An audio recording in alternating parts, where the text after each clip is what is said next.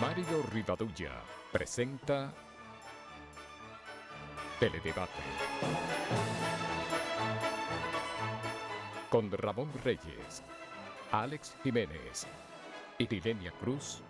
Teledebate, objetivo y veraz, siempre fiel a la verdad. Bienvenidos amigas, amigos televidentes a esta nueva entrega de Teledebate, donde conjuntamente con don Ramón Reyes vamos a estar. Gracias. Está bonito eso, Sí, don Ramón. Vamos a estar con Se oye bonito. por la próxima hora compartiendo temas de interés general que esperamos sean de su agrado. Y la reflexión de este día dice así: nunca la noche resulta más oscura que cuando va a amanecer.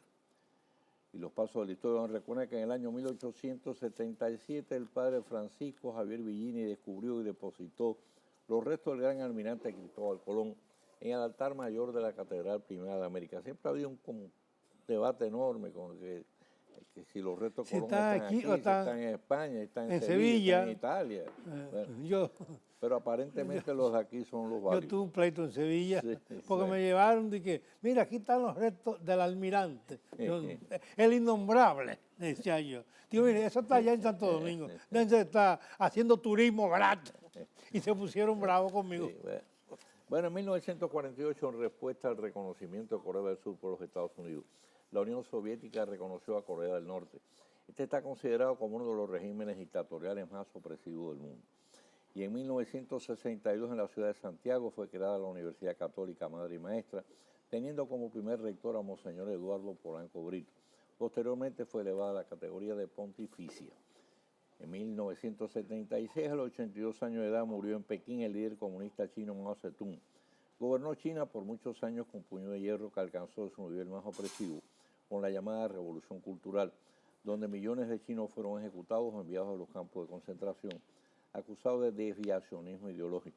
Durante los últimos lustros, su cerrado modelo económico ajustado a las ideas marxistas-leninistas ha sido sustituido por sus sucesores por otro de corte capitalista que ha sacado de la pobreza a cientos de millones de sus habitantes, convertido su economía en la segunda del mundo, aunque manteniendo la rigidez de su férreo sistema político de naturaleza represiva y partido único. Bueno, si tú entrevistas a algún dirigente chino sobre eso de Mao y el desviacionismo, te diría, no, eso es una cosa el desviacionismo económico y otra el desviacionismo político, ideológico. Bueno, porque fue en el ideológico, fue la Revolución Cultural. Pero le ha dado buen resultado este. Alguien lo definió certeramente como el rey del coraje. Y tal fue Joaquín Andújar, el competitivo lanzador dominicano que hizo una carrera exitosa en las grandes ligas, al igual que en el torneo profesional de invierno. No fue el mejor lanzador criollo, pero sí se paseó entre ellos de igual a igual, siempre con la frente en alto y listo para rendir su mejor esfuerzo. Con su partida, el país pierde un ex Grandes Ligas de gran mérito, que fue ejemplo dentro y fuera del terreno y sirvió de inspiración a muchos jugadores jóvenes. Entre estos al estelar Pedro Martínez, quien confiesa que creció soñando con llegar a ser como él. Así mismo. Repose en paz. Y antes fue por temor a que pudiera fugarse y ahora el motivo es ante el temor de que pueda desaparecer pruebas que le inculpen. Al expresidente de Guatemala, Otto Pérez Molina, un juez le acaba de dictar prisión provisional. Mientras tanto, en Argentina han sido llevados a los tribunales el expresidente Carlos Menem, para quien el fiscal pide 5 años y medio de prisión, junto a otros antiguos colaboradores durante su gobierno. La acusación es por pago de sobresueldos por un monto total de $1.800.000. Y si hay un sector que se merece un reajuste de salario, ese es el de los agrónomos. Pese a la importancia de su trabajo técnico para aumentar la productividad en el sector agropecuario, su sueldo es de apenas $12,000. Y hace una balsa de años que está frisado en el mismo nivel. El director del INDRI, Olgo Fernández, es un funcionario que piensa y proyecta a largo plazo. Su propuesta al gobierno es construir 51 presas en un plan a 20 años, 9 grandes, 20 medianas y 31 pequeñas. Y mucha atención, dice que es la única forma que este bendito país, colocado por el inolvidable Pedro Mira en la misma Ruta del Sol, donde nos hemos encargado de depredar toda la fuente de abastecimiento de agua, no tenga que importar el preciado líquido en los próximos años. Ninguna alerta más dramática. Sí. Y las 3 organizaciones transportistas que aspiraban a graduarse como partidos políticos y se han quedado con el moño puesto, anuncian que su inconformidad con la decisión de la Junta se traducirá en acciones de protesta, de esperar que no se trate de huelgas ni de los famosos paros sorpresa. De honrosa visita en el país el científico israelí Premio Nobel de Química Aaron C.H. Hanover, invitado por la Universidad Nacional Evangélica. Ojalá sepamos apreciar en lo que vale y aprovechar los vastos conocimientos de que es portador. La fiscal del distrito, Jenny Berenice Reynoso, prestará su respaldo a las gestiones de indemnización por parte del Vaticano a las víctimas de las desviadas aventuras sexuales del recién fallecido exnuncio Joseph Wozolowski. El daño que hizo es irreparable, pero al menos que reciban alguna compensación las víctimas. Pensamos que nuestro embajador en la Santa Sede, Víctor Grimaldi, pudiera ser de mucha ayuda para llegar a un arreglo razonable sin necesidad de ir a juicio. Eso lo estuvimos planteando aquí precisamente, se hiciera gestiones para obtener una indemnización para los que fueron abusados por Wozolowski. Y en Cuba continúa la represión a despecho del acuerdo con Estados Unidos y de ser el gobierno castrista signatario de la Convención de Derechos Humanos de la ONU, que con tanta frecuencia es letra muerta. Ayer unos 140 disidentes, incluyendo algunas damas de blanco, fueron apresados cuando se dirigían en procesión a rendir homenaje en su día a la patrona nacional, la Virgen de la Caridad del Cobre. Es evidente que todavía falta mucha lluvia por caer para que Cuba vuelva al redil de los países democráticos, ¿no? Sí. Y Rafael Molina Morí anunció ayer la celebración del 16 de septiembre del primer Congreso de Ética y Responsabilidad Social y Empresarial, promovido por Cohen Media Company y el periódico El Día. Magnífico el tema de la ética, buena falta que nos hace a todos los niveles. Sí. ¿Eh? Y ojalá, Juan Cohen, que estuvo aquí recientemente, correcto. es el promotor de la idea y el organizador del evento. Exacto. Ojalá los periodistas dominicanos acudan A eso. a eso. Exactamente.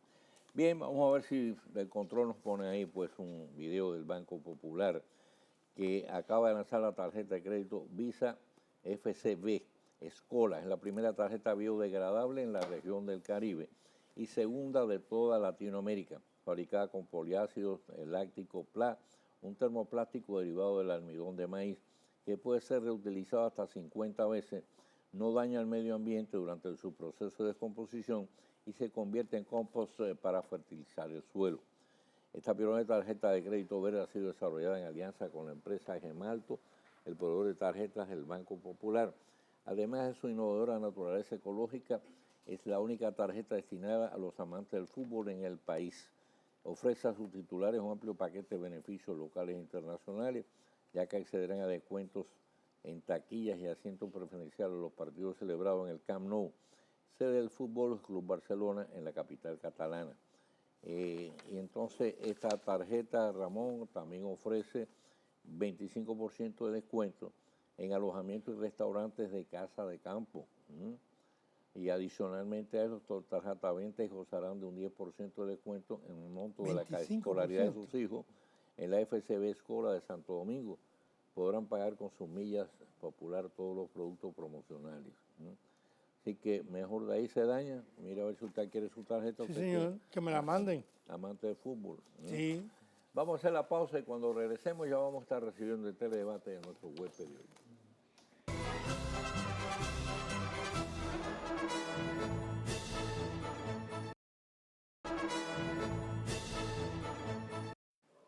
Bueno, pues tenemos hoy con nosotros al licenciado José Rafael La Antigua, ex ministro de Cultura, destacado intelectual.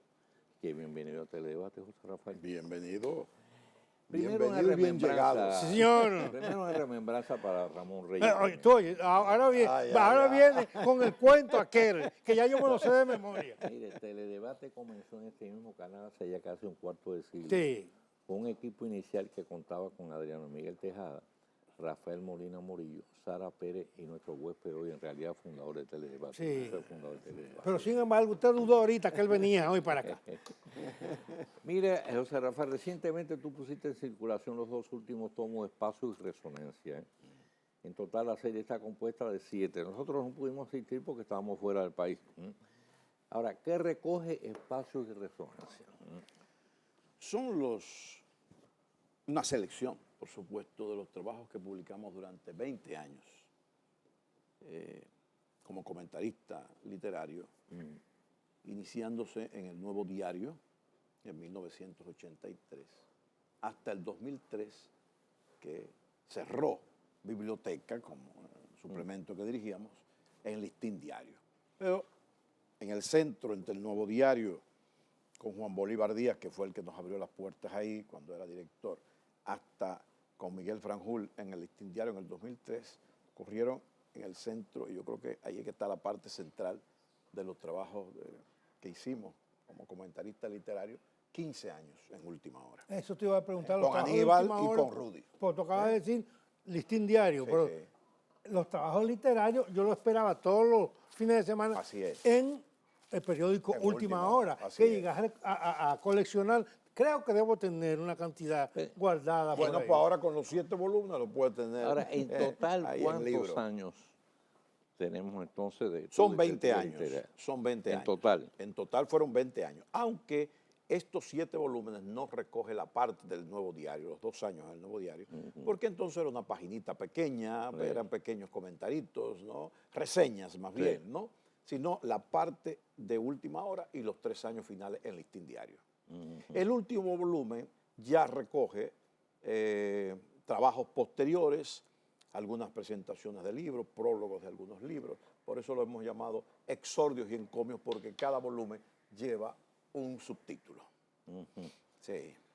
Entonces, oye, ese ha sido un trabajo, me imagino que muy laborioso. Ahora, Desde ¿qué luego. qué te llevó en ese caso A recopilar todo a eso. sumergirte en esa... Bueno. Era un proyecto, solvente, ¿no? sí, era un proyecto viejo, muchos amigos, lectores y del ámbito intelectual, me decían siempre que debía recoger. Bueno, yo veía que era un trabajo muy difícil poder hacer esa reunión, pero al fin, cuando me decidí, sabía que iba a ser un trabajo arduo, pero no pensaba que tanto, Claro. ¿verdad? Nos ha llevado casi 2 años de trabajo, pero tuve un magnífico equipo, una persona que me ayudó en hacerla, en escoger todos los trabajos según yo lo iba indicando. Yo tenía todo muy bien encuadernado, y por supuesto el trabajo de edición, de composición, de la belleza de cada uno de estos volúmenes, que estuvo a cargo de Ninón de Saleme, que es una maestra en el género, ¿no? Una estrella. Y eso pues indiscutiblemente salva la edición. ¿Y las ilustraciones? No, realmente la cubierta es un ángulo de una fotografía de mi biblioteca, ¿no? Y ya el trabajo todo es de Ninón. Todo el trabajo de montaje lo hizo Ninón de Salem. Han quedado muy, muy, muy hermosos los Ninón libros, es una mujer excepcional en su Así es, trabajo. sí. Y como Yo le digo persona la maga también, de la edición. Y como persona también. Yo la Así conocí es. hace muchísimos años, prácticamente cuando llegué al país. Estoy hablando por consiguiente hace más de 45 años. Sí. Y entonces, ya desde entonces ella descollaba. Ella empezó trabajando en Horizontes América, la revista que tenía don Armando Lemos. Sí, no sabía esa parte. Ahí fue ya. donde yo la conocí a ella, y era que preparaba Sí. la revista. Y después, bueno, se estableció por su cuenta. Y bueno, todo el mundo sabe la calidad del trabajo Así de es, doña Ninón. Así es. Yo Ella- siempre he trabajado con muchos años, trabajo con ella, y he hecho algunos trabajos también con Lurdita, su hija, que también es una excelente. También, sí. Es una maravilla. Usted es periodista, crítico, escritor. La literatura dominicana de hace 40 años, de hace 20 años y la de hoy son las mismas. ¿Ha cambiado la calidad del escritor de hoy? ¿Es igual? No, obviamente que no. Bueno, no en el sentido de que podamos decir, bueno, hoy o ayer hay mejores escritores. Yo creo que no me gustaría plantearlo de ese modo. Hay unas obras clásicas, las obras clásicas de la literatura dominicana, como siempre hay en toda literatura, ¿verdad? Correcto. Nombres que no tenemos ahora que mencionarlo porque todos ustedes lo conocen. Luego, hay una serie de escritores fundamentales que valen en cualquier época. Hay algunas obras clásicas que quizás y sin quizás hoy quedan solo como referencias, ¿verdad? Y que ya nadie acude a su lectura, a menos que no sea para hacer algún estudio o hacer una consulta. Ahora, hay autores fundamentales que hay que vivirlo releyendo, pero Enrique Jureñas, por ejemplo. Uno tiene siempre que volver a Pedro Enrique Jureñas. Pero bueno, como él hay otros más. Hay escritores porque tu pregunta es muy buena y me permite incluso a mí hacer una visión de esto que quizás no lo había hecho hace mucho tiempo. Hay escritores, por ejemplo, Marcio Veloz Maggiolo, que pertenecen a generaciones anteriores, ¿verdad? Marcio viene desde... La generación del 48. No, Marcio viene desde los 50, ¿verdad? Sí. O sea, Lady Gatón era el 48. cuando comienza la década de los 60, Marcio comienza ya su gran obra, Sí. pero ya había publicado una obra que todavía sigue siendo fundamental en su bibliografía como El Buen Ladrón.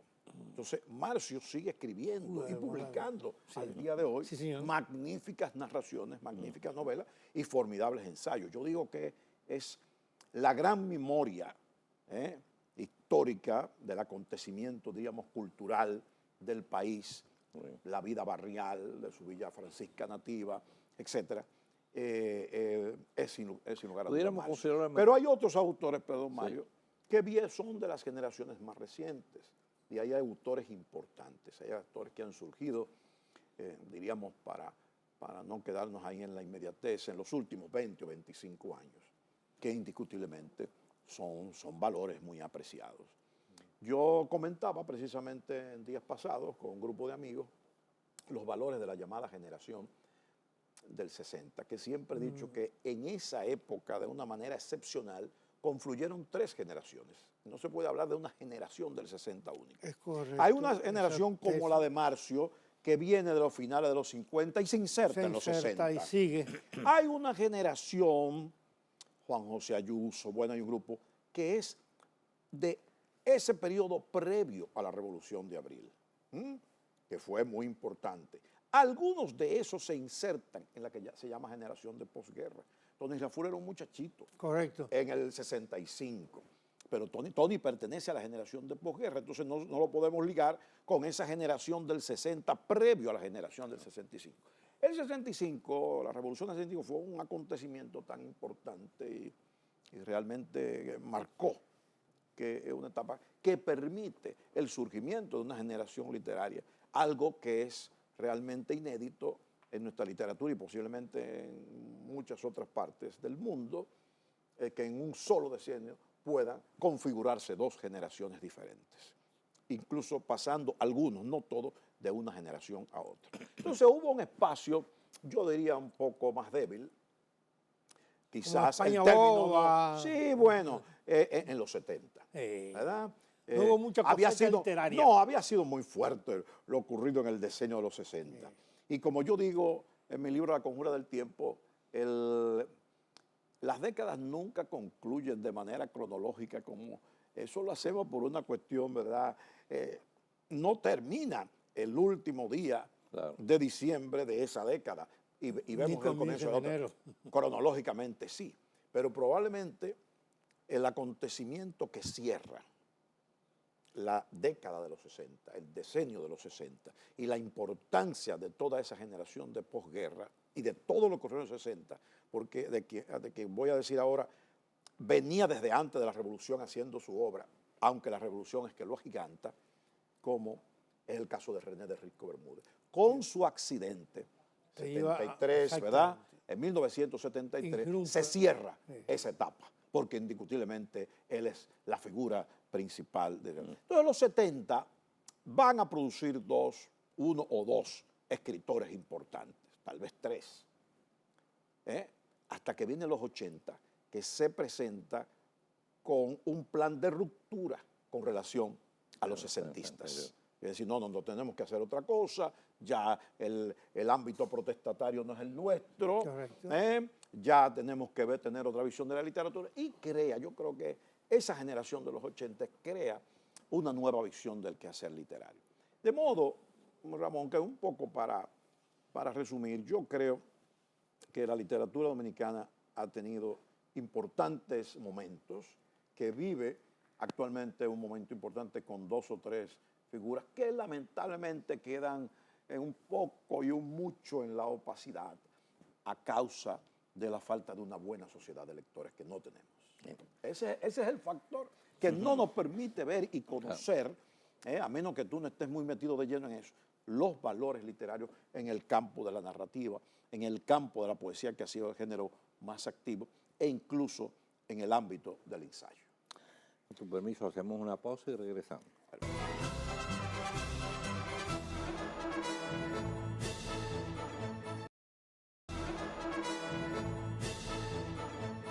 Bien, estamos hablando hoy con José Rafael Antigua, destacado intelectual, fue ministro además por 2 periodos consecutivos de Cultura, pero además fue también el innovador de la tradicional Feria del Libro, que en aquella época tenía un marco muy reducido, muy limitado al campo más bien intelectual, eran intelectuales los que iban prácticamente a la feria. Y José Rafael le dio una dimensión masiva, popular. La convirtió además en la Feria Internacional del Libro, que colocó a la República Dominicana desde ese punto de vista en el escenario internacional. Se ha convertido, y desde entonces se considera el evento cultural artístico de masa más importante del país. Ahora, ¿cuáles dirían que han sido los principales logros de la Feria Internacional del Libro? Bueno, uno es el que usted señala, una masificación que ha permitido, por tanto, un mayor cuadro de compradores y de ventas y de comercio en el libro. Cuando en las anteriores ferias del libro, yo era incluso en los últimos años previos a la feria nuestra, yo era miembro de la comisión, junto con una personalidad inolvidable como don Raimundo Amaro Guzmán. Rafael Herrera, sí, Mario Rivadeneira. pero ya a mí me tocó con don Raimundo Amaro Guzmán. Ya había pasado la etapa de don Rafael y de ese grupo en el que estuvo Jorge Tenarreyes y demás, ¿no? Entonces, ahí no había dinero, ni Balaguer proporcionaba dinero, y no había, y aquello era una feria donde acaso se vendían 700, 800 mil pesos. Eso era la feria, 7 días, en un marco muy pequeño.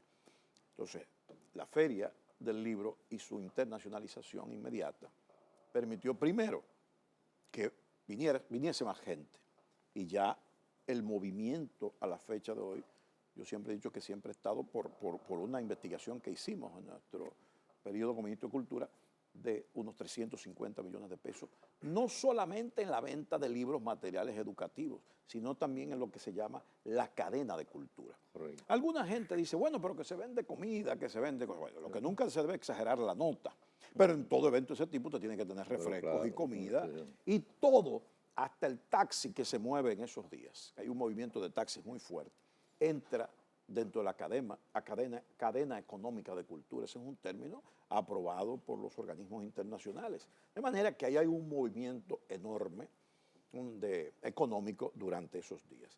Otro aspecto es que nos insertamos como país cultural en específico, en la globalización. Ya no se entendía con la globalización en auge que el país siguiera celebrando una Feria Nacional del Libro. Somos uno de los últimos países en el ámbito centroamericano y del Caribe, no hablemos ya de América Latina, donde todas sus ferias tienen 25, 30 y más años, en insertarnos como Feria Internacional del Libro. Ahora, hoy, a la fecha, es ejemplar, porque es la mayor de toda Centroamérica y el Caribe, y de algunos países de América Latina. El gran escritor, que sería el tercer aspecto, que es el contacto con los escritores de gran nombradía internacional que han pasado por esta Feria del Libro. Aquí no vino García Márquez, porque ya él no estaba en condiciones de viajar. Pero después, las grandes figuras, posiblemente una de las últimas intervenciones, me lo recordaba un amigo escritor mexicano, de Carlos Fuentes, a nivel de gran público, la hizo aquí en Santo Domingo porque murió pocos meses después. Entonces, un gran escritor, Alfredo Bryce Echenique, peruano, que una vez me decía a mí, asombrado de la feria, dice, a ver cómo te contratamos para que le enseñes a Perú a hacer ferias del libro. Por supuesto, aquello fue un piropo, un halago enorme, que una figura como esa, que es un viajante de ferias, es una vedette de ferias, tuviese ese concepto de la feria nuestra, que adolece de algunas debilidades, de las debilidades propias que presenta la sociedad dominicana. ¿Cuál, por ejemplo? Bueno, a veces, sin el a veces, con toda franqueza, la masificación trae consigo que una gran cantidad de personas que no tienen ningún interés por la lectura, ni por ningún aspecto de la cultura, vayan a la feria como un sitio de paseo y algunos hasta intenten hacer algunos desórdenes y algunas cosas. Ahora, algo que alguna gente ha criticado y es la participación artística. Cada vez más las ferias internacionales del libro, salvo aquellas donde hay una gran sociedad de lectores y están destinadas a la venta, o sea, al marketing librero, a la venta de licencias de autores. Frankfurt, no hablemos de esa, saquémosla porque esa es la madre de todas las ferias, pero hablemos de Guadalajara, de la misma de Buenos Aires, donde van los escritores, los agentes literarios, a ver cuál es el libro que va a publicar don Mario Rivadulla el año que viene para comprar los derechos. Van los profesionales del libro, van los bibliotecarios del mundo a comprar libros. Quizás seamos uno de los pocos países del mundo donde las bibliotecas, las universidades no compran libros, ni siquiera la estatal. Así es. Entonces, hay toda una amplia legión de agentes del libro, lo que llaman los profesionales del libro, que van a esas ferias a adquirir cantidades enormes de libros para sus bibliotecas. Y no solamente las universitarias, sino también de otro tipo. Pero nosotros, al insertar la parte artística, logramos que la gente se interesase en eso. Ya todas esas ferias, repito, con excepción de algunas, que son pues en ámbitos muy cerrados, ya incluyen la parte artística.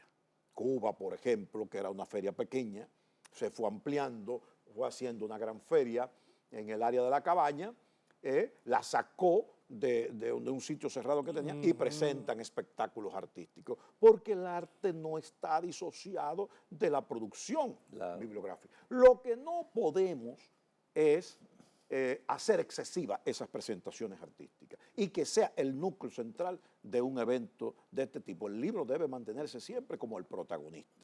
Hay muchos logros que podemos, pero yo creo que esos son los tres principales. Un aspecto importante, la Feria del Libro ha contribuido a ampliar el horizonte de los escritores dominicanos.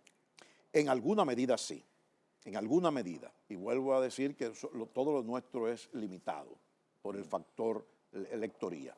Pero sí, gracias a la feria hay autores que han logrado ser publicados, incluso traducidos a otras lenguas, que se publican en editoriales centroamericanas y en editoriales latinoamericanas, que han logrado insertarse.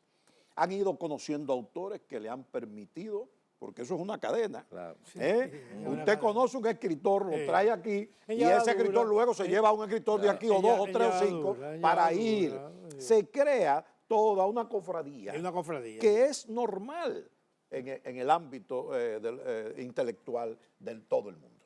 ¿Qué pasa con nuestros jóvenes poetas? ¿Dónde están publicando sus poemas nuestros jóvenes poetas? Lo están publicando, Ramón. Se hace mucha poesía aquí, publican sus libros. Se hace mucha poesía, pero tiene que ser en libros. Sí, y hay muchos jóvenes de esos que no tienen cuarto para publicar un libro. No, cierto. Pero se publica mucho, pero lo hemos comentado otras veces tú y yo. En primer lugar, adolecemos de suplementos literarios. Las grandes figuras de la poesía dominicana, por ejemplo, los poetas mismos de los 80, tenían antes, en esa época, suplementos literarios como aquí. Tuvieron a biblioteca donde publicar. Ahora no hay suplementos. Se publican los libros, pero prácticamente eso es un círculo muy reducido, el que tiene acceso a esos libros, porque tampoco las librerías dominicanas no adquieren para venderlo porque no negocian. No, exactamente. Es un caso triste y que nos daría un programa entero para hablar, pero es una realidad. Hacemos una pausa y regresamos.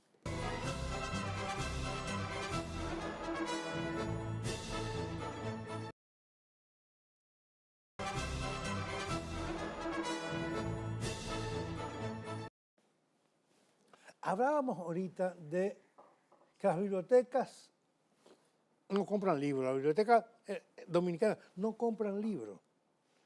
Y eso sería una forma de suplir de muchos libros y ayudar a muchos autores. Sin embargo, aquí hay una ley que obliga a cada autor a donar una cantidad indeterminada de libros a la biblioteca, pero tampoco se cumple. ¿Por qué no se cumple? ¿Y quién es el responsable de que se cumpla? Bueno, ¿educación, cultura? No, debe ser cultura. O sea, La Biblioteca Nacional. La Biblioteca Tú debes Nacional. aportar por lo menos 2 ejemplares a la Biblioteca Esto Nacional. dice la ley, 2 ejemplares. Cada vez que tú Pero escribes, muchos autores no lo hacen. no lo hacen. Algunos incluso por desconocimiento. Sí. Pero, óigame, en la Biblioteca Nacional tampoco puede ponerle una bayoneta a nadie Claro, para que traiga claro, sus libros. claro. Es una cuestión de formación cultural, indiscutiblemente. Esa es la realidad. Pero yo creo que muchos no lo hacen por lo que tú dices, es decir, por desconocimiento. Por desconocimiento y mucho por verdad. descuido, por Bueno, en todas las publicaciones tengo entendido, revistas, tú tienes que mandar ejemplares Sí, también, sí, y sí, muchas veces sí, ni sí. se cumple eso. Sí, a interior y policía. así es, Exacto, así es. Así pero es. no... En otros países no se hace ni siquiera ese depósito, sino que sencillamente hay una política de adquisición de libros para las bibliotecas públicas. Y las bibliotecas privadas tienen sus propios estamentos para eso. Pero aquí es difícil cumplirlo. Tú sabes que hay un O ha debate, sido difícil. hay un debate ahora mismo entre es decir, los periódicos virtuales y los periódicos impresos. Y hay quienes estiman que con el tiempo los periódicos virtuales van a prácticamente a liquidar los periódicos impresos. ¿Tú crees que pudiera ocurrir lo mismo también con los libros? Porque ya inclusive, Bueno, sí. inclusive ya te venden unas tabletas donde tú tienes ahí el libro. Cada vez más. Sí. Cada vez más el libro digital va ganando terreno. Naturalmente, no como se pensó antes, que quizás para esta época iba a tener, no, porque también ha ocurrido lo que quizás nunca pensaron los promotores del libro digital, ¿verdad? O los que han auspiciado Claro. el libro digital. También ahí hay pirateo. También se Claro. piratean libros ahí. Entonces, ahí sí, porque comenzó el daño de una vez. Entonces, venga, muchos escritores no han querido entrar al terreno del libro digital. Pero cada vez más se están vendiendo los libros en los 2 formatos. Yo pertenezco de hace más de 30 años al Círculo de Lectores de Barcelona, que es el club de lectores con mayor cantidad de socios en el mundo. O sea, hace mucho tenían 3 millones de socios. Entonces, cada 2 meses ellos te envían un catálogo y tú escoges. Lo único que ellos te exigen es que por lo menos tú compres un libro cada 2 meses. ¿Claro? Ahí hay muchas maravillas, colecciones y demás. Entonces, tú compras esos libros. Y ya desde hace, bueno, en el curso de este año, en los semestres de este año, en los bimestres de este año, ya está viniendo, mire, este libro también usted lo puede comprar digital. Más barato. Más barato, ¿verdad? Lo que pasa es que tendremos los más viejos en estos menesteres de la lectoría, nos sigue gustando el libro, saborearlo, tenerlo, verlo en los anaqueles y el periódico por igual. Yo leía una vez un formidable artículo de Aníbal de Castro que decía, bueno, yo me he adaptado a los 2. Sigo con el libro físico, pero también cuando viajo, sobre todo, me llevo mi libro digital. Y el que se acomoda, yo no me he podido acomodar.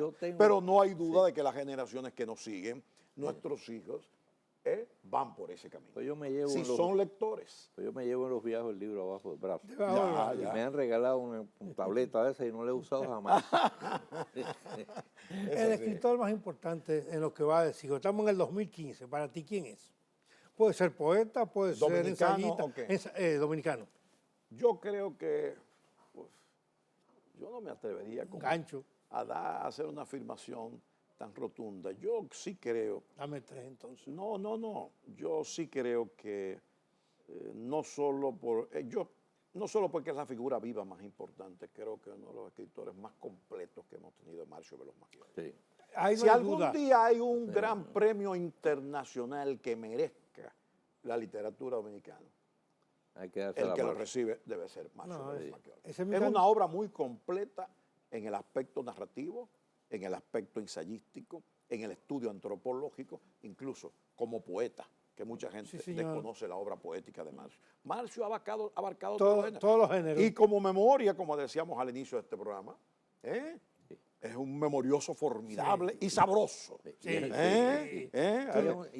una delicia leerlo. Es un trabajo. Yo me quedaría con Marcio si tuviera que escoger uno solo. Pero bueno, previo a Marcio, porque tú me estás hablando del siglo XX, porque el siglo XXI todavía tenemos que decantarlo más. Decantarlo más porque Marcio está insertado todavía aquí, en esta parte del siglo XXI.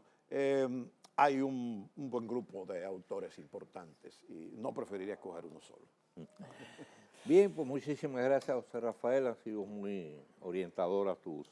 Yo espero que en la próxima hablemos de política, porque eso está candente. Y se liga con la cultura. La próxima vez la coges tú mismo. Cultura con sabrosura, como diría Jackie. Dinos cuando tú quieres venir, el programa es tuyo. Tú eres, ya coordinamos. Tú eres fundador del Teledebate. Gracias. Siempre es un placer estar aquí con ustedes. Muchas gracias, Rafael. Vamos a hacer la pausa y cuando regresemos, volvemos con el tiro rápido de hoy.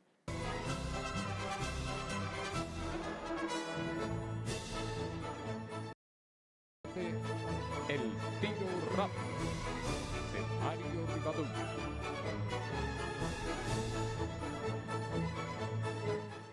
A propósito de la reciente exposición del gobernador del Banco Central, licenciado Héctor Valdés Albizu, ante la matrícula de la Asociación Dominicana de Exportadores Aduestos, sobre la necesidad de cerrar la ancha brecha social en la calidad de vida que se aprecia en una gran proporción del pueblo dominicano y su relación con el aumento de la delincuencia, la Sociedad Dominicana de Psiquiatría acaba de dar a luz un diagnóstico, si bien resumido, no menos esclarecedor, sobre las distintas causas que a su juicio influyen en el problema. En la relación de factores diversos, al tiempo que concurrentes, que señala la entidad, que agrupa a los profesionales de la conducta y las enfermedades mentales, figura en primer término el cada vez más marcado contraste entre la opulencia que exhibe una minoría frente al cuadro de exclusión y marginalidad que afecta a los muchos más. La falta de empleo y de oportunidades, sobre todo para la población joven, se torna cada vez más aguda. El nivel de desempleo en el creciente segmento de 18 a 35 años, o sea, la plenitud de la edad productiva, duplica el promedio de desocupación laboral en el país. Cada año 100.000 jóvenes o más llegan a la edad laboral en un mercado de trabajo que solo dispone de capacidad para absorber un número muy inferior. Cada año también de nuestras universidades egresan miles de nuevos profesionales en las más diversas áreas, en gran parte obligados a emigrar o a aceptar puestos de trabajo de inferior nivel a sus conocimientos por imperativo de sobrevivencia. Es una situación que puede llegar a convertirse, y de hecho ya lo es en buena medida, en una verdadera bomba de tiempo. Una cada vez más extendida cultura consumista y el insatisfecho afán de poder alcanzar mejores niveles de vida puede llegar a crear cuadros de angustiosa frustración que en no pocos casos conducen al consumo excesivo de alcohol, la adicción a las drogas, el suicidio, la incorporación a bandas criminales dedicadas a la comisión de todo género de delitos y principalmente al microtráfico de estupefacientes. Son todos males que han ido en crecimiento en el seno de nuestra sociedad, cada vez más próxima al derrumbe moral. Cuenta asimismo como elemento incidente el efecto de demostración de la impunidad. En una sociedad sin consecuencias, donde cada vez se impone más el peso de los privilegios, el enllavismo y la corrupción sin sanción, la orgullosa expresión de ser pobre pero honrado y la máxima de que el crimen no paga han pasado de moda y caído en el olvido, cuando no resultan expresiones tan falsas como ridículas. El diagnóstico que estamos comentando, en este caso de la Sociedad Dominicana de Psiquiatría, aborda un aspecto que muchas veces se orilla o cuya importancia se pretende minimizar. Es la pobre educación en el seno de la familia. Si se hunde el bisturí para llegar a la entraña del auge de la criminalidad en nuestro país, comprobaremos que este elemento está presente en la mayoría de los casos y se encuentra tan asociado a la misma, y aún posiblemente más, que las restantes causales que se han mencionado. La crisis moral es en mayor medida consecuencia de la crisis familiar, paternidad y maternidad irresponsables, hogares fragmentados, ausencia de principios y valores. La conjunción de todos estos elementos lleva a la Sociedad Dominicana de Psiquiatría a advertir sobre el auge de la violencia, tanto social como criminal, si no se adoptan los urgentes y profundos correctivos que demanda una sociedad cuyos cimientos de sustentación se han ido erosionando cada vez más. Soluciones hay, pero también en este caso de consumo urgencia, hay que hacer lo que nunca se había hecho y reclamar sin más dilación manos a la obra. Mañana, Dios mediante, estaremos nuevo con ustedes con una nueva entrega de Teledebate. Recuerden que como será jueves, pues tendremos aquí a la DIA, el representante del Departamento de Información y Defensoría de la Seguridad Social.